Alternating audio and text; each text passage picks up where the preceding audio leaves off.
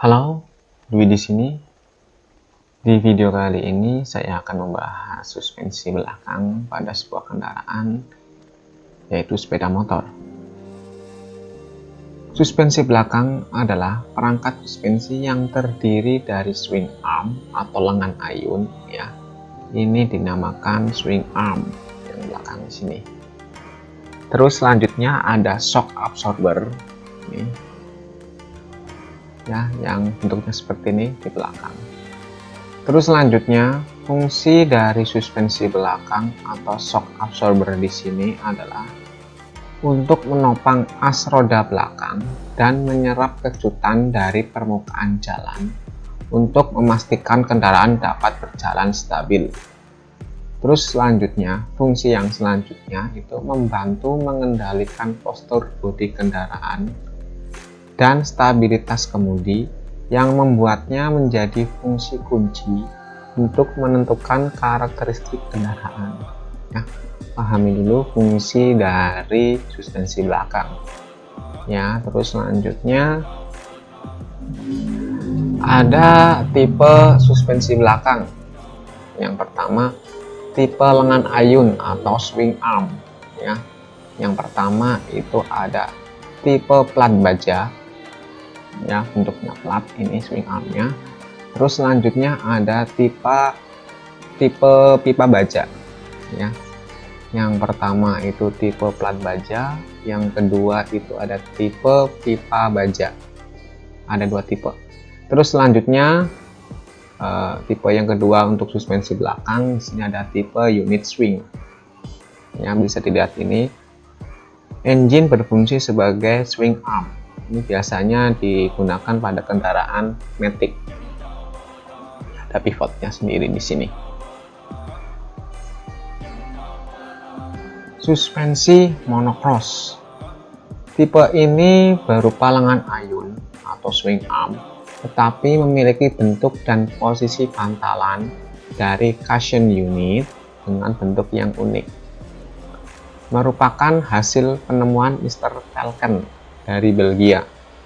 Kemudian sistem ini dikembangkan oleh Yamaha untuk penggunaan pada motor sport dan motor balap. Suspensi monocross dapat mencegah bagian belakang kendaraan bergoyang. Hanya memiliki satu shock absorber monoshock, ya, ini monoshock. Cuma satu. Terus selanjutnya meningkatkan travel roda dan sangat baik dalam meningkatkan kemampuan, performa, dan kenyamanan berkendara meskipun kondisi jalan tidak rata. Ini adalah tipe suspensi monocross. Terus selanjutnya yang keempat ini ada suspensi monocross tipe link.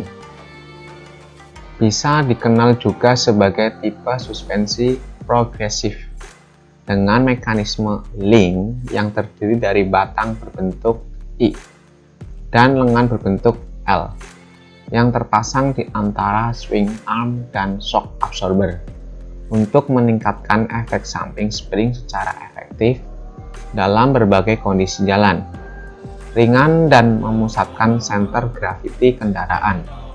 Tipe ini banyak digunakan pada kendaraan model sport dan off-road model. Ya, ini adalah suspensi monocross tipe link. Ya, terus jadi untuk tipe suspensi belakang itu ada 4, ya. Yang pertama itu ada tipe lengan ayun atau swing arm. Yang kedua itu ada tipe unit swing.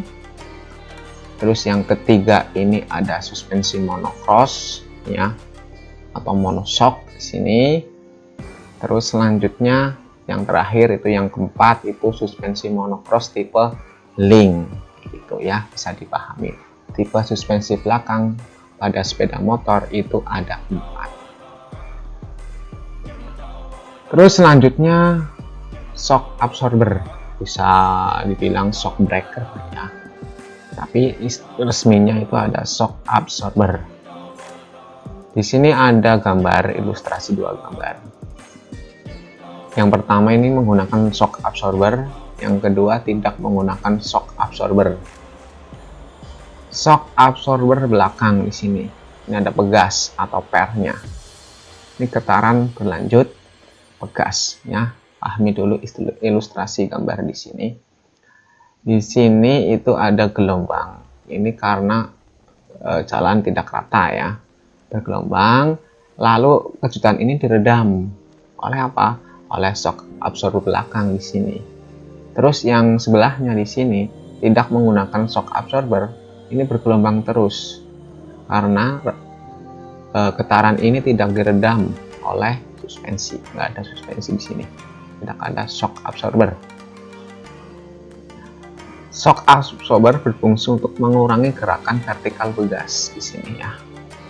Shock absorber belakang merupakan salah satu komponen suspensi belakang.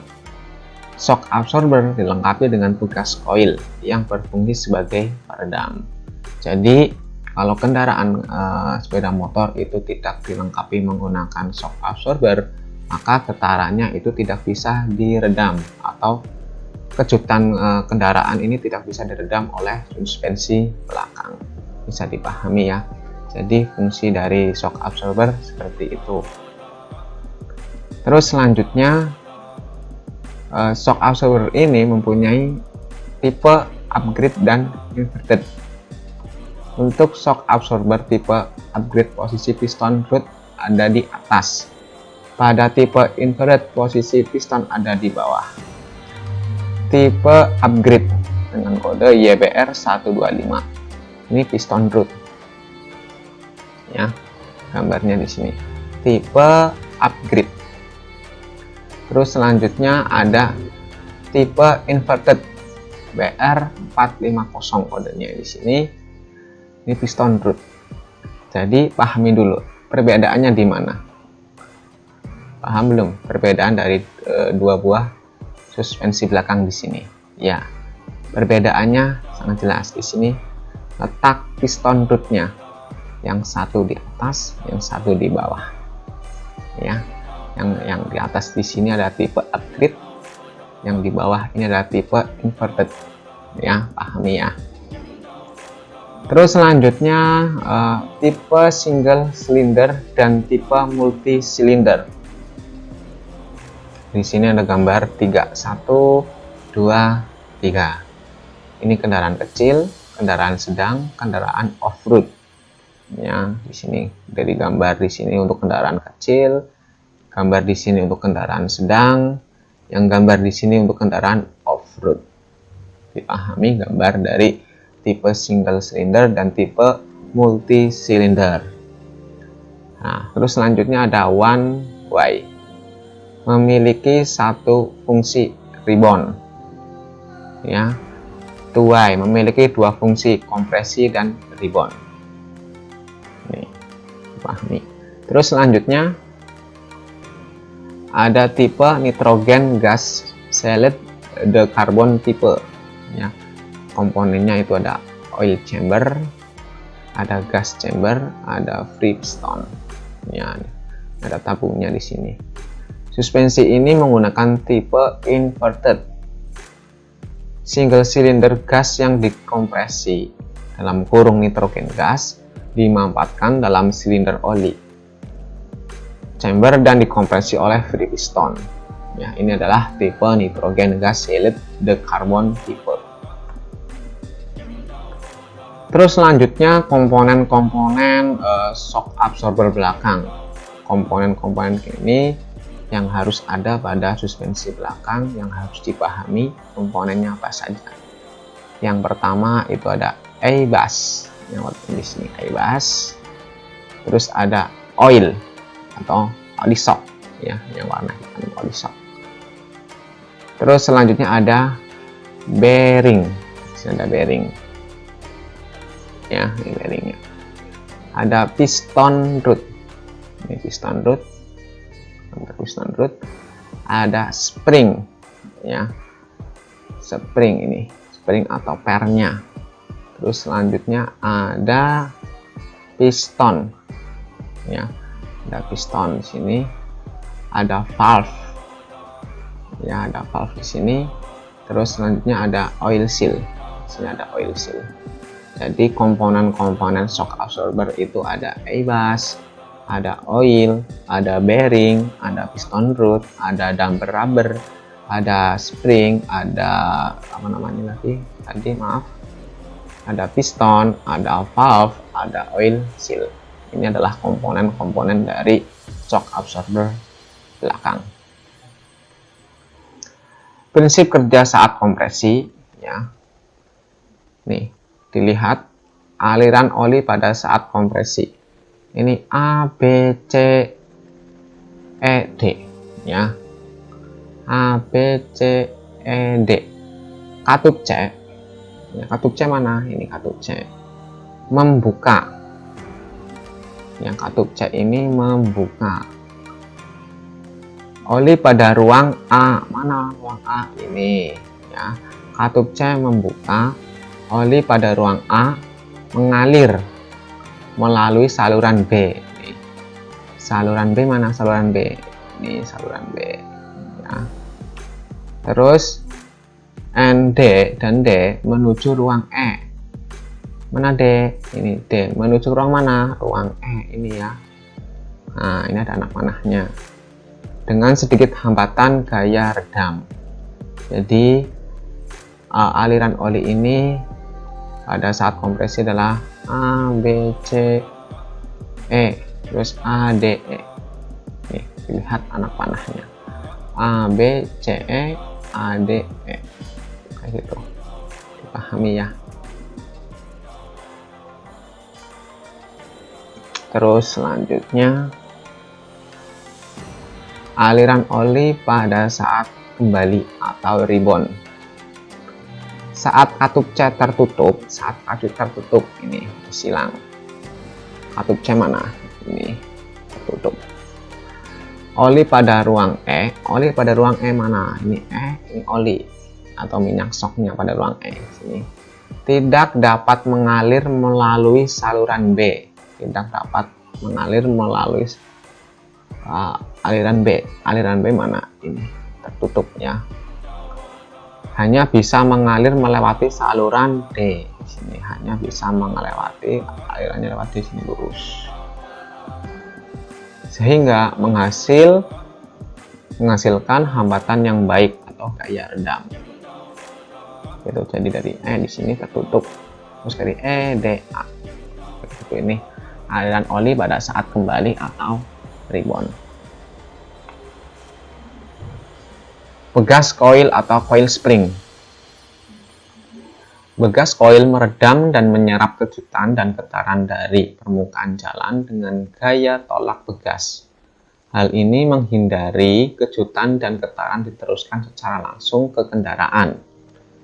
Spring rate Pegas coil ditentukan berdasarkan diameter winding begas, diameter wire, pitch, dan sebagainya. Terus spring rate sebuah begas pada sepeda motor ditentukan oleh panjang langkahnya. Ya, ada wire diameter, ada pitch, ada winding diameter. Terus selanjutnya spring rate mengacu pada besarnya gaya tolak dari begas, dinyatakan dalam gaya N yang menggerakkan spring sejauh 1 mm.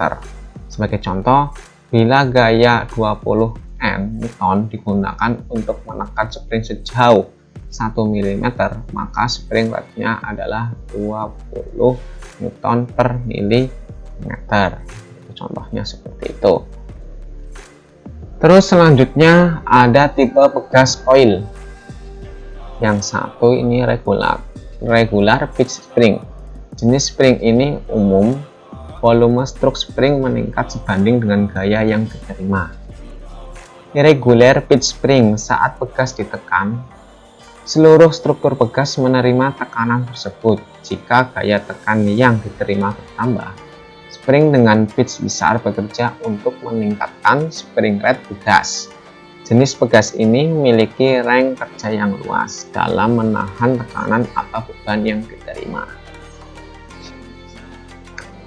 Lanjut untuk perawatan suspensi belakang atau shock absorber belakang. Ya, perawatannya itu seperti apa? Yang pertama itu ada periksa shock absorber belakang. Ini ya, suspensi belakang. Tekan dan lepas bagian belakang kendaraan secara berkesinambungan untuk memeriksa shock absorber bekerja lembut dan normal tanpa ada noise yang abnormal. Noise ini suara ya. Abnormal ini berarti tidak normal, ada gangguan. Terus selanjutnya perawatan suspensi belakang. Periksa shock absorber belakang. Periksa kondisi masing-masing part dari shock absorber. Yang poin pertama, bengkok atau rusak pada piston root. Yang kedua itu ada gas atau udara bocor pada damper. Terus yang ketiga ini ada bekas rusak. Yang keempat ini ada bas retak. Jika diketahui ada kerusakan, segera ganti shock absorber. Nah, di situ adalah perawatan dari suspensi belakang. Terus selanjutnya 2. Menyetel preload. Nah, ini bisa disetel preloadnya. Ini ada 1, 2, 3, 4, 5, 6, 7. Ini bisa kita setel menggunakan kunci penyetel shock absorber di sini. Ya. Pada beberapa model, pegas shock absorber dapat disetel preload untuk menyesuaikan dengan kondisi jalan dan berkendara. Bila preload disetting keras atau pegas ditekan, maka gaya tekan pegas meningkat, memberikan reading feeling yang kaku. Sebaliknya, memanjangkan pegas menjadi reading feeling yang lembut. Poin 1, untuk menyetel preload gunakan adjusting wrench ya. Ini alatnya apa? Kunci adjusting wrench. Terus selanjutnya poin kedua itu ada setel preload ke arah A atau B. Arah A, preload spring bertambah menyebabkan suspensi bertambah keras. Arah B, preload spring berkurang menyebabkan suspensi bertambah lembut ya. Jadi kalau ke arah preload spring bertambah menyebabkan suspensi bertambah keras. Kalau ke arah B, preload spring berkurang menyebabkan suspensi bertambah lembut. Minimum 1, standarnya 4, maksimumnya 7 ya. Ini standarnya 4 di sini. Minimum 1, maksimumnya 7, tinggal setel. Ya, di situ adalah perawatan tentang suspensi belakang atau shock absorber. Terima kasih, semoga video ini bermanfaat. Selamat